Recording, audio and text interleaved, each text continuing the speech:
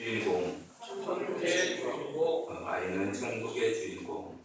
이 말씀 듣기 전에 저 앞에 계신 분들과 인사를 나누도록 하겠습니다. 이렇게 인사합시다. 환영합니다. 축복합니다. 환영합니다. 축복합니다. 예, 감사합니다.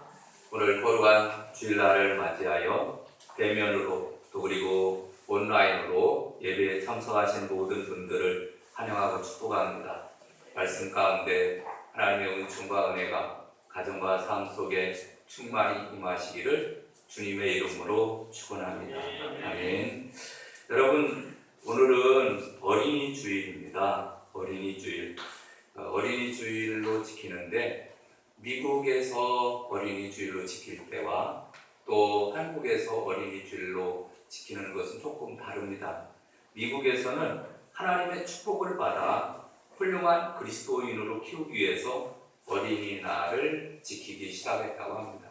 한국에서는 조금 다릅니다. 한국에서는 민족혼을 키우기 위해서 시작을 했다고 합니다. 그래서 한국에서는 어린이날을 김인현 3.1 운동 후에 어린이들에게 민족정신을 고취시키고자 방정환 선생님을 중심으로 일본에 가서 공부한 유학생들로 이루어진 색동회의가 주동이 되어서 1922년 5월 1일을 어린이날로 정했다가 1946년 5월 5일을 어린이날로 변경했다고 합니다. 그래서 민족정신을 고취시키고 또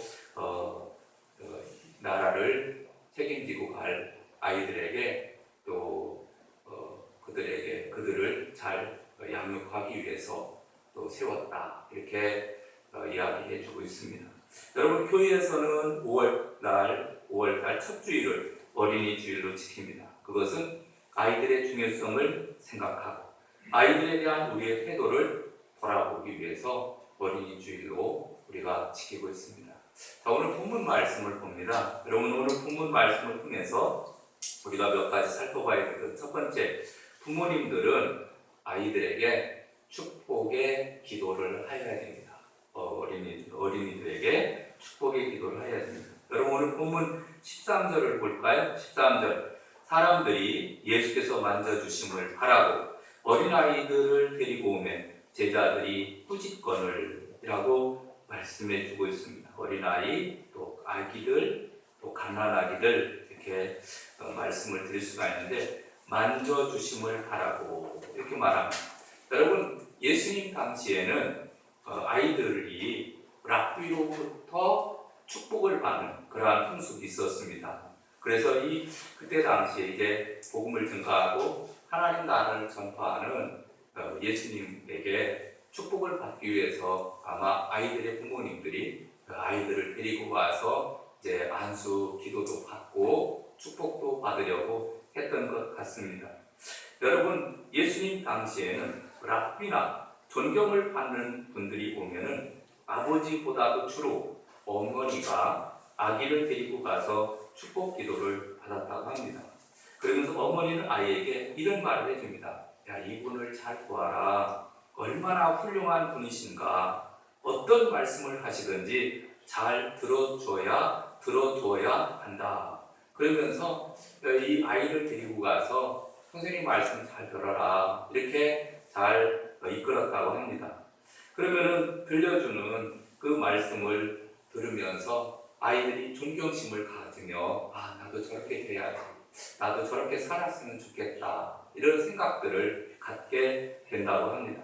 그런데 이제 예수님께로 아이들의 부모님들이 이제 아이들을 데리고 예수님께로 왔습니다. 그랬더니 먼저 제자들이 이 아이들을 데리고 오니까 여러분 좀 시끄럽겠죠? 복음을 증거하고 또 귀신을 내쫓고 병든 자를 고치며 막 사역을 하고 있는데 아이들을 막 데리고 와서 아이들이 막 뛰고 소리 지르고 이야기하니까 시끄러운 거예요. 그러니까 제자들이 아이들을 꾸짖습니다. 그리고서 제발 지금은 올 자리가 아니다. 아이들은 가라, 이렇게 말할 정도로 그래서 아이들을 내쫓다시피 했다라는 사실입니다. 근데 예수님께서는 그러한 상황을 보시면서 뭐라고 말씀하셨느냐 하면은 13절에 보니까 사람들이 예수께서 만져주심을 바라고 아이들을 데리고 오매 제자들이 꾸짖거나 14절 예수께서 보시고 노하시어 이르시되 어린아이들을 내게 오는 것을 용납하고 금하지 말라. 하나님의 나라가 이런 자의 것이니라. 예수님께서 보시고 노하셨다. 이런 말씀이 있습니다. 여러분, 예수님은 제자들이 배신할 때도 예수님 노하지 않으셨습니다. 또 예수님은 간절히 찾으면서 바디메오가 다윗의 아들 예수여 딸을 불쌍히 여기소서 막 소리치면서 예수님께 다가왔을 때에도 예수님은 노하지 않으셨습니다.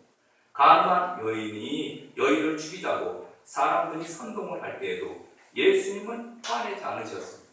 근데 예수님께서는 오직 이 부분, 아이들이 보는 것을 쫓아내는 그러한 제자들을 보면서 예수님께서는 화를 내셨다 그런 얘기입니다. 여러분, 혹시 우리들도 제자들처럼 아이들이 의뢰받으러 오는데 것을 막을 수도 있습니다.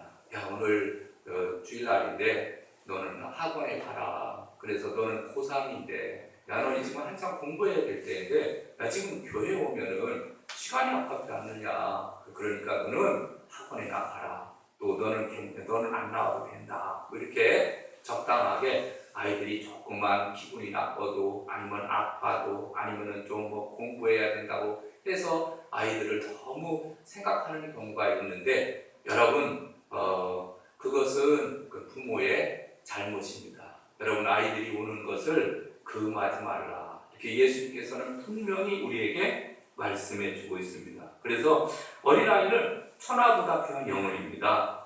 예수님은 누구보다도 어린이를 사랑하시고 가까이 하기를 원하셨고 그리고 아이를 데리고 왔을 때 기뻐하시고 그리고 하나님의 나라가 이런 자의 것이니라 이렇게 말씀하시는 것을 보게 됩니다.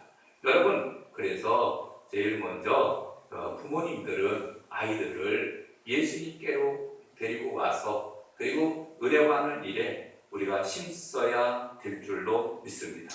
그래서 축복을 받을 때 하나님의 축복을 아이들이 무엇보다도 축복받으며 자라날 때 그 아이가 앞으로 미래가 결정되고 또 하나님을 기쁘시게 하는 그러한 삶을 살아갈 수 있는 줄로 믿습니다.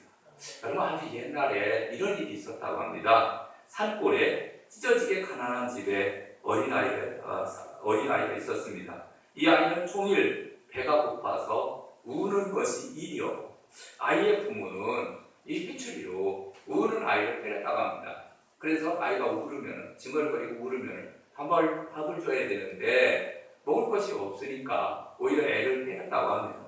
근데 그 집 앞을 마침 지나던 노 스님이 나이 드신 스님이 그 광경을 보면서 한참 물끄러미 바라보더니 그러더니 이 스님이 이 아이에게 다가오더니 넉죽 절을 하더라는 거예요. 그래서 아이에게 막 절을 하고 그게 이 부모가 깜짝 놀란 거예요. 아니 스님, 아이에게 절을 하다니요. 도대체 이게 무슨 일입니까? 그러니까 이 스님이 뭐라고 했냐면은 이 아이는 장차 정승이 될 아이입니다.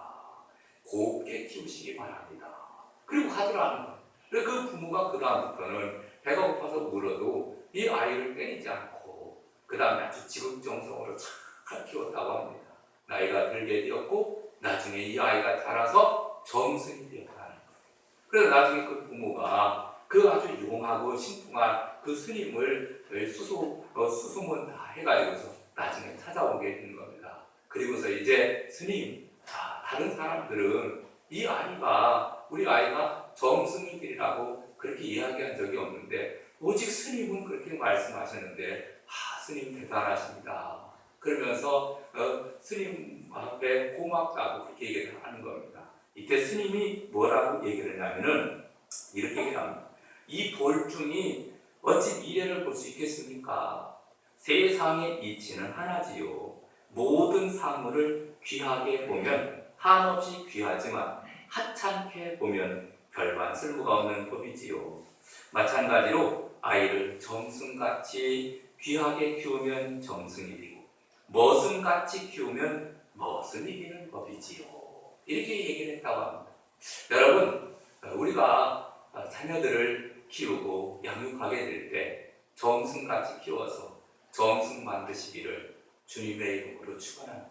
아멘. 그래서 우리도 스님이 그런 말을 했지만 여러분, 예수님께서도 아이들이 왔을 때 그 아이들에 대해서 축복의 기도를 해주면서 이 아이가 이제 하나님 나라를 위해서 크게 쓰임 받았으면 좋겠다, 이렇게 기도를 해주고, 여러분, 그래서 이 아이에게 복을 빌어주었던 예수님처럼 여러분, 부모님들은 바로 어떤 분이냐면은, 부모님들은 바로 그 축복의 대리자들입니다. 그래서 아이들에게 복을 빌어주게 될 때 그 복이 그대로 임하게 되는 줄로 믿습니다.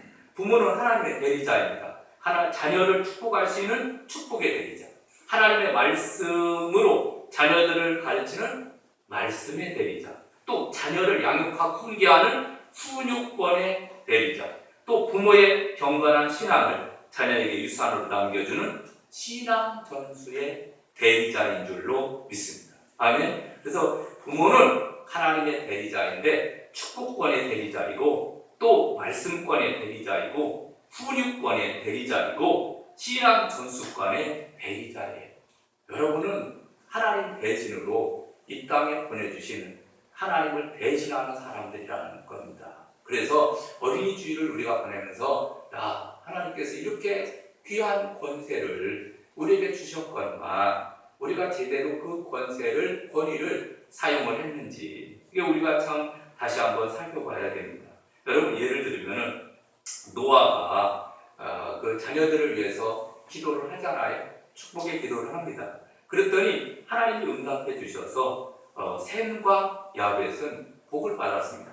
그러나 아버지의 허물을 들춰낸 불대했던 함의 자손은 저주를 받았던 것을 보게 됩니다.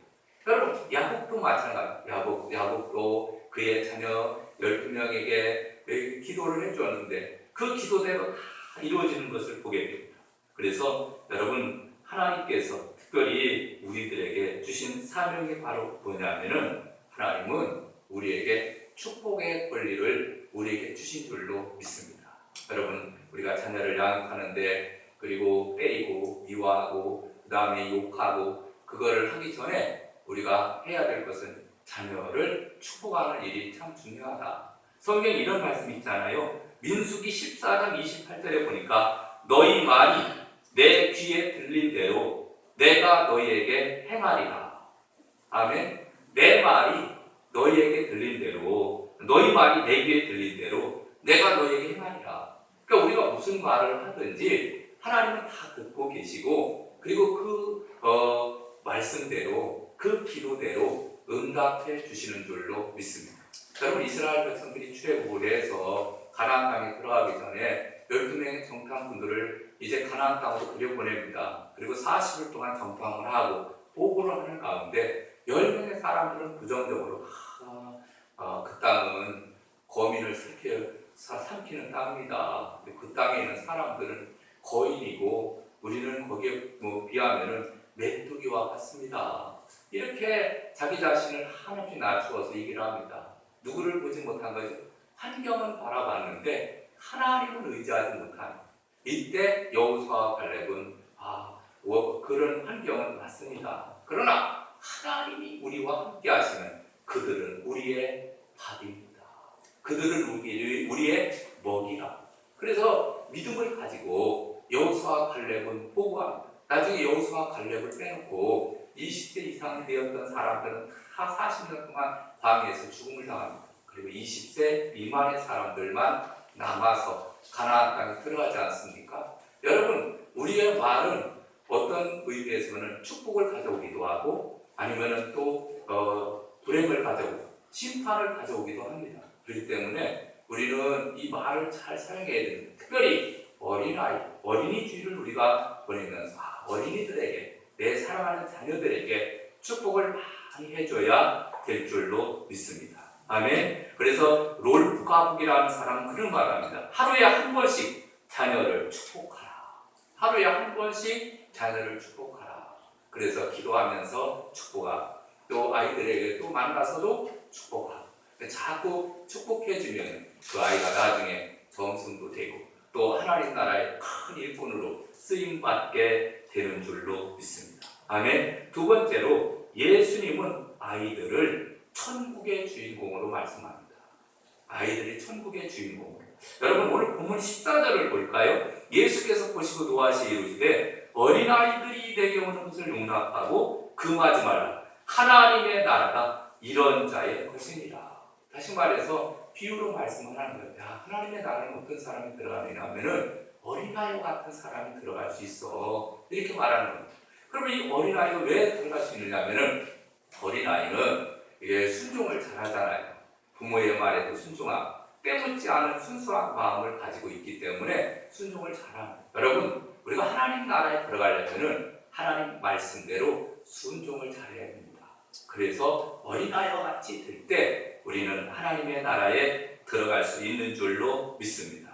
여러분 이제 이 아이들을 지금은 힘없고 아무것도 모르고 하찮은 존재이지만 그러나 장차 하나님 나라를 차지하게 될 자산이고 미래의 소망인 줄로 믿습니다. 아멘. 여러분 우리 교회도 마찬가지예요. 우리 교회도 어린이가 많아져야 됩니다. 네. 그래서 각 부서들마다 이제 또 투자를 하잖아요. 그런데 주일학교에 우리는 많은 투자를 해야 됩니다. 그래서 어떤 교회 같은 경우에는 그냥 투자만 많이 하니까 별로 그렇게 투자를 잘 안 하려고 하는 그렇지 않습니다. 여러분 아이들은 금방 자랍니다. 그래서 이제 조그마한 아이가 태어난 아이가 금방 유치원 다니고 그 다음에 이제 초등학교 다니고 그 다음에 중학교, 고등학교 금방 또 대학교 사회 일원이 되어서 또 그 하나님을 잘 섬기면서 살게 될 때 그 교회의 기둥과 같은 일꾼으로 성장하게 되는 줄로 믿습니다. 그래서 아이들은 바로 이 하나님 나라 일꾼이다 라는 것을 성경은 우리에게 분명히 말씀해 주고 있습니다. 세 번째, 어린아이들을 교회로 데리고 와야 됩니다. 아멘. 여러분 오늘 본문을 볼까요? 본문의 13절에 보니까 사람들이 예수께서 만져주심을 바라고 어린아이들을 데리고 오매. 아멘. 데리고 오매. 여러분 이게 무슨 말이냐면은 여러분 아이들은 스스로 자기가 인지 능력을 가지고 교회에 오질 못합니다. 부모님이 도와줘야 돼요. 누군가가 도와줄 때 그 아이들이 교회에 오게 되어지고 복음을 듣고 하나님 나라에 대해서 깨닫게 되는 줄로 믿습니다.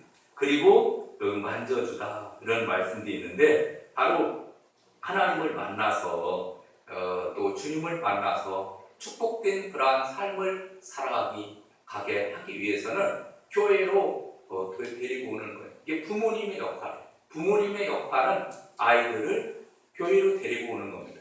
그러면 데리고 오면은 하나님은 성령님은 어떻게 역사하냐면은 그 아이에게 은혜를 끼치고 또 복을 주시는 줄로 믿습니다. 여러분 맹인의 눈을 만져주시니 맹인이 눈을 뜨게 되어 나병 환자도 고침을 받게 되어 귀머거리 말도 없는 자도 예수님께서 혀를 만져주시자 혀가 풀리는 역사가 일어났잖아요. 만약에 그들이 이제 주님을 만나러 나오지 않았다라고 하면 이런 기적은 일어날 수 없는 거예요. 그런데 나오니까 역사가 일어나는 겁니다. 여러분 우리도 이제 어린아이들을 주님께로 인도하는 일에 더욱더 힘써야 될 줄로 믿습니다. 철학자였던 소크라테스라는 사람이 늙고 병이 들자 제자들이 모여서 이렇게 말합니다. 선생님 마지막으로 가장 중요한 메시지 하나만 들려주십시오. 그러자 소크라테스가 이렇게 말을 합니다. 눈을 감은 채 말합니다. 내가 마지막으로 아테네 산 꼭대기에 올라가서 시민들에게 크게 외치고 싶은 말이 있다. 그것이 무엇입니까? 제자들이 다시 물었습니다. 그때 소크라테스는 사람들이여 재물을 모으는 일에만 충실하지 말고 그것을 물려받을 어린이들에게 좀 더 많은 사랑과 정성을 쏟아라. 이것이 내 일생을 통해 얻은 가장 고귀한 교훈이다.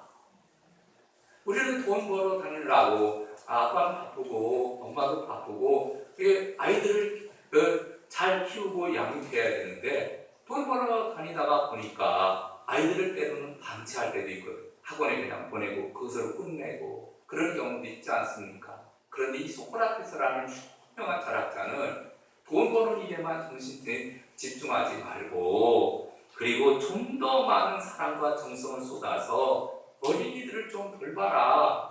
여러분 믿지 않는 사람들이 이런 말을 남겼어요.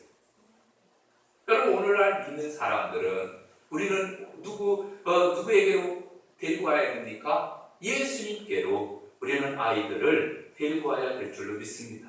누가복음에 보면 예수님의 어린 시절에 대한 일화가 소개되고 있습니다. 마리아와 요셉이 어린 예수를 데리고 예루살렘 성전으로 갔습니다. 성전에서 랍비들의 가르침을 듣기도 하고 묻기도 했다는 기록이 있습니다. 이것은 대단히 시사하는 바가 큰 겁니다. 어린 시절에 부모님과 함께 절기에 예루살렘을 방문하는 그 순례객의 여행 가운데 주님이 그곳에 같이 끼어 있었고 그것이 결국은 아이의 인생을 바꿨다 이렇게 볼 수도 있습니다. 여러분 우리도 아이들을 주님께로 이끄는 일에 힘써야 될 줄로 믿습니다. 세상에는 4가지 교육기관이 있다고 합니다. 가정과 학교와 교회와 사회 이 4가지 교육기관입니다. 그 중에서 교회는 하나님의 말씀을 가르치는 교육기관입니다. 여러분 세상에 어떤 기관이 하나님에 대해서 가르칩니까? 하나님에 대해서 이야기합니까? 여러분 그 학교에 가서 하나님에 대해서 배웁니까? 기독교 학교는 그럴 수도 있겠지만 그렇지 않습니다. 세상 한국만 배우는 근데 교회에 보면은 우리가 하나님에 대해서 가르치고 있습니다. 그렇기 때문에 하나님을 믿는 아이로 잘 양육하고 성장하게 하기 위해서는 교회로 데리고 와야 됩니다. 그 다음 4번째, 자녀들은 하나님이 주신 기업으로 알고 양육해야 됩니다. 여러분 시편 127편 3절에 이런 말씀이 있습니다. 보라 자식들은 여호와의 기업이요 태의 열매는 그의 상급이로다. 아멘. 자녀들은 하나님이 나에게 주신 기업이고 상급이라. 기업이라고 하는 것은 일반적인 의미는 생계를 꾸리고 이익을 창출하기 위한 산업을 나타내주고 있습니다. 그래서 자영업, 중소기업, 대기업 등을 들 수가 있는데 우리나라만 해도 이 직업의 숫자가 1만 개를 넘는다고 합니다. 근데 자식들은 여호와의 기업이라 할 때 기업은 조상대대로 물려받은 토지와 재산과 같은 하나님이 주시는 유산을 의미해주고 있습니다. 여러분 자녀는 하나님의 유산입니다. 그래서 자식은 여호와의 기업이요 라는 것은 자식이야말로 하나님이 주신 약속의 선물이요 복의 결과이기 때문에 아주 귀하게 여겨야 됨을 나타내주고 있습니다. 그래서 자녀를 낳아서 하나님의 일꾼으로 양육하는 그것은 바로 우리가 해야 될 일인 줄로 믿습니다. 여러분 하나님은 우리 부모님 우리에게 바로 이런 사명을 주셨습니다. 잠언 17장 6절에 보면 손자는 노인의 면류관이요 아비는 자식의 영환이라. 그래서 자녀는 하나님이 주신 기업이고 상급이라고 하는 것을 마음에 깊이 깨닫고 그리고 더욱더 자녀들을 하나님의 아이들로 키우는 일에 힘써야 될 줄로 믿습니다. 그러니까 내 아이니까 내 멋대로 내 마음대로 키우는데 누가 뭐라고 하느냐 그건 아닙니다. 여러분 하나님께서 생명을 주셨습니다. 그리고 하나님께서 그 가정에 그 아이를 보내면은 가장 잘 양육하고 돌보고 하나님을 잘 섬기는 자로 만들 것을 아시고 그래서 그 부모에게 그 생명을 맡겨주신 겁니다. 그랬더니 우리는 그 생명을 제대로 관리하지 못해서 요즘에는 또 부모님들은 신앙생활을 잘하는데 또 자녀들은 신앙생활을 잘 못하는 그러한 가정도 있는데 사실 자녀들은 부모의 바람대로 다 그렇게 성장을 하면 얼마나 좋겠습니까? 그러나 쉽지 않습니다. 늘 울어야 돼요. 늘 또 비유를 맞추면서 자녀를 키워야 되는데 여러분 제일 중요한 것은 교회로 이끌어서 하나님의 말씀을 듣고 하나님의 은혜 가운데 살게 될 때 내가 키우는 것이 아니라 하나님께서 키워주시고 양육해 주시고 돌봐주시는 줄로 믿습니다. 아멘. 그래서 마지막 5번째, 자녀들에게 성경을 가르치고 읽게 하는 일에 힘써야 됩니다. 여러분 신명기 6장 7절에 보니까 네 자녀에게 부지런히 가르치며 집에 앉았을 때든지 길을 갈 때든지 누워 있을 때든지 일어날 때든지 이 말씀을 강론할 것이며 또 잠언 22장 6절에 마땅히 행할 길을 아이에게 가르치라. 그리하면 늙어서도 그 길을 떠나지 아니하리라. 아멘. 여러분 부모는 자녀에게 하나님의 말씀을 부지런히 가르쳐야 될 것을 말씀해 주고 있습니다. 여러분 요즘 가만히 보면은 우리 자녀들이 죄악된 환경에 많이 노출되어 있는 것을 보게 됩니다. 음란, 자살, 도박, 인터넷 유해 사이트들이 정말 많은 시대에 우리가 살아가고 있지 않습니까? 아이들이 인터넷에 딱 접속만 하면은 수많은 그런 유해한 것들을 접할 수 있습니다. 그런 시대 우리가 어떻게 이 죄악을 끊고 정말 하나님의 자녀로 자랄 수 있느냐 하면은 성령과 말씀과 기도밖에 없는 줄로 믿습니다. 그래서 늘 부모님들은 자녀를 위해서 기도하고 또 자녀들을 하나님의 말씀을 접할 수 있도록 인도하고 그래서 이 아이가 정말 하나님의 말씀을 듣고 그리고 또 그 말씀대로 살아갈 수 있도록 그렇게 힘써야 될 줄로 믿습니다. 그래서 부모들은 아이들에게는 거울과 같은 역할을 합니다. 아이들은 이렇게 자라면서 유심히 부모들이 하는 것을 봅니다. 오늘은 아버지, 어머니가 오늘은 기도하는구나. 오늘은 말씀을 보는구나. 오늘은 찬양하는구나. 오늘은 술을 먹고 갔구나. 오늘은 싸우는구나. 이게 다 보고 있는 거예요. 그리고서 나중에 한마디씩 툭 합니다. 아버지가 싸워서, 아버지가 술을 먹어서, 아버지가 또 무엇을 해서 딱 한마디 하는 거예요. 근데 그 아이들은 그것이 각인되었다는 거거든요. 여러분 우리는 좋은 부모의 본을 보여야 될 줄로 믿습니다. 여러분 훌륭한 자식들 뒤에는 반드시 훌륭한 부모님이 있습니다.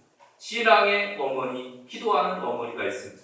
이스라엘의 위대한 지도자였던 모세 뒤에는 어머니 요게벳이 있었고 사무엘의 뒤에는 어머니 한나가 있었고 어거스틴에게는 어머니 모니카가 있었습니다.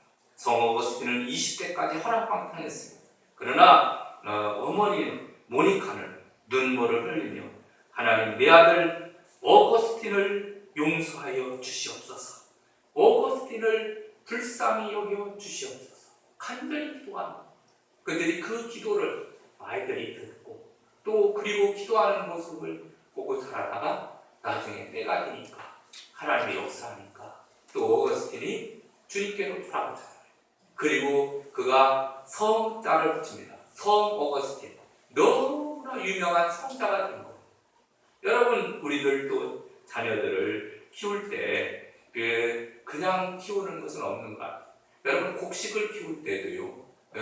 그 씨앗을 뿌리고 그 다음에 자랄 수 있도록 비료도 주고 그 다음에 거름도 주고 또 벌레도 잡아주고 그리고 또 하여튼 그 온갖 그 곡식이 잘 자랄 수 있도록 환경을 유지해 주지 않습니까? 그래서 그러한 환경을 잘 가꾸어 주게 될 때 식물이 잘 자라듯이 여러분 자녀도 계속해서 끊임없이 돌보고 아끼고 사랑하고 축복 기도해주고 여러분 이렇게 할 때 부모가 이런 일들을 감당하게 될 때 아이들은 하나님 나라의 큰 일꾼이 되어서 하나님을 기쁘시게 하며 앞으로 다음 세대가 다른 세대가 되자. 다른 세대는 뭡니까? 다른 세대는 예수님을 알지 못하고 하나님을 알지 못하는 세대, 우상을 숭배하고 귀신을 섬기는 그런 시대가 다른 시대인 겁니다. 그런 시대가 되지 않는 거예요. 여러분 우리는 자녀들을 잘 양육하고 또 그 다음에 교회 안에는 또 어린이들이 많이 있습니다. 여러분 이 어린아이들을 정말 하나님을 기쁘시게 하는 아이들로 잘 양육하고 키우는 일에 힘쓰는 저와 여러분 다 되시기를 주님의 이름으로 축원합니다. 우리 찬송가 430장 드리고 기도하겠습니다. 430장.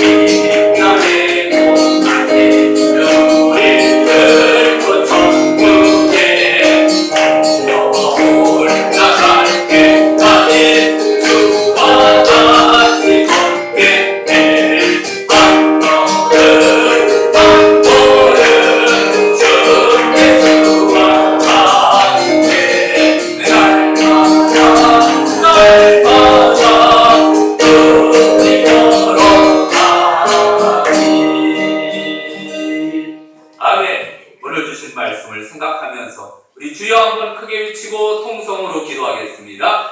주여